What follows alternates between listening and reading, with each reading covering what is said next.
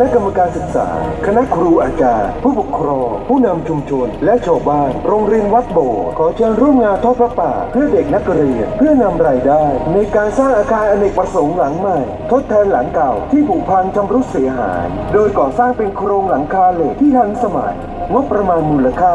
400,000 บาทเพื่อใช้ในการทำกิจกรรมของนักเรียนโรงเรียนวัดโบสถ์วันพฤหัสบดีที่ 31 มีนาคมนี้ณโรงเรียนวัดโบสถ์อินทรัตน์ราชบำรุงตำบลบ้านเลือกอำเภอโพธารามจังหวัดราชบุรีวันพฤหัสบดีที่ 31 มีนาคมเวลา 9 นาฬิกาตั้งกองพระป่าที่หอประชุมโรงเรียนวัดโบสถ์เวลา 10 นาฬิกา 30 นาทีพระสงฆ์เจริญพระพุทธมนต์เวลา 11 นาฬิกาถวายพระทหารเพลงแด่พระสงฆ์เวลา 11 นาฬิกา 5 นาทีถึงเวลา 11 นาฬิก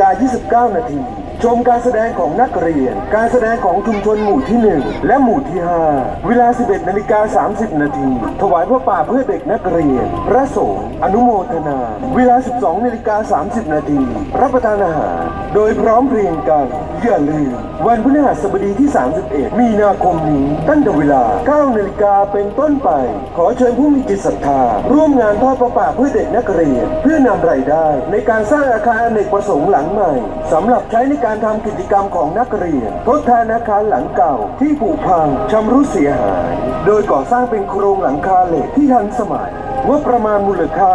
400,000 บาทณโรงเรียนวัดโบสถ์อินทรัตน์ราชบำรุงตำบลบ้านเลือกอำเภอโพธารามจังหวัดราชบุรีพระครูโพธารามพิทักษ์อดีตเจ้าคณะอำเภอโพธารามประธานกรรมการศึกษาโรงเรียนวัดโบสถ์พระครูคุณสารานุกูลรองเจ้าคณะอำเภอโพธารามรองประธานกรรมการศึกษาพระใบดิกาการจักระธรรมโมผู้ทรงคุณวุฒิโรงเรียนวัดโบสถ์อย่าลืมมาร่วมกันทอดพระป่าสร้างอาคารอเนกประสงค์ของโรงเรียนวัดโบสถ์ด้วยกันนะครับ